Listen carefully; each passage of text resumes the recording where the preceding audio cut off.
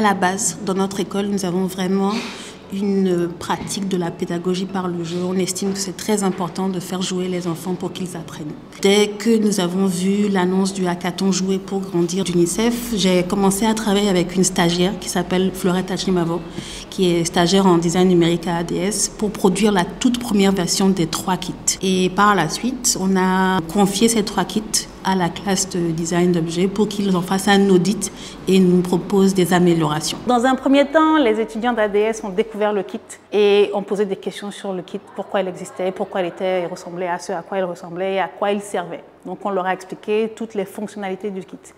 Dans un second temps, ils l'ont audité, donc ils ont testé pour voir ce qui fonctionnait ou ce qui ne fonctionnait pas. Ils l'ont fait seuls d'abord dans la classe avec les accompagnants et ils ont eu un temps où ils ont pu aller le tester avec les usagers, c'est-à-dire des enfants de 4 mois jusqu'à 3 ans.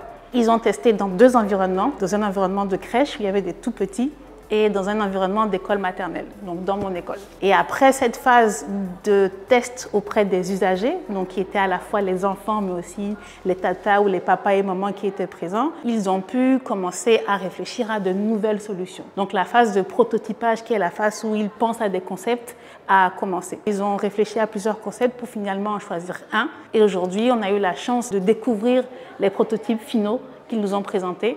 Il y avait donc 6 groupes qui ont présenté 6 solutions différentes qui étaient toutes très intéressantes. Le premier jour, Tata Claire est venue nous présenter des kits de jeux d'enfants âgés de 0 à 3 ans. Ces kits-là étaient divisés en 3 box, dont il y avait la box sensorielle, la box de créativité et la box de motricité.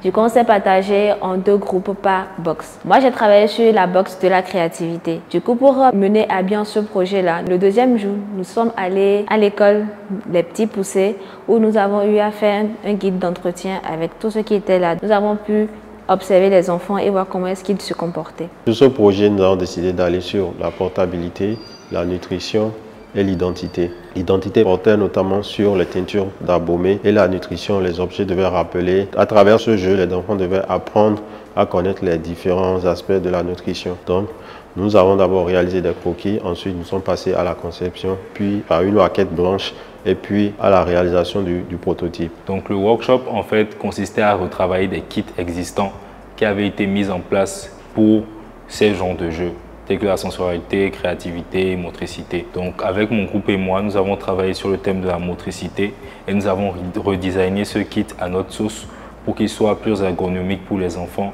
et plus facile d'usage. Mon groupe et moi, on a eu à travailler sur la box créativité qui était pour les enfants de 2 à 3 ans. Et c'est au cours de cette période que les enfants développaient leur intelligence. On avait eu pour idée de créer des figurines qui allaient s'assembler et les enfants allaient essayer de jouer avec et de modifier afin de raconter leur propre histoire et de diversifier les personnages. Mon groupe et moi avons travaillé sur la box de créativité. Du coup, pour réaliser notre solution, nous nous sommes inspirés des maquettes de spectacles des Japonais. Pour pouvoir illustrer culturellement ces maquettes-là à nous, notre cause, nous nous sommes inspirés des Tata Somba pour faire le cadre de la maquette de spectacle. Ensuite, pour les personnages qui allaient animer ce spectacle-là, nous nous sommes inspirés de la nutrition, donc des aliments qui se retrouvent spécialement en Afrique de l'Ouest au Bénin. Dans l'iam, le wangashi, vu que les enfants aiment beaucoup ça, le piment, les fruits et légumes, l'ananas, l'orange.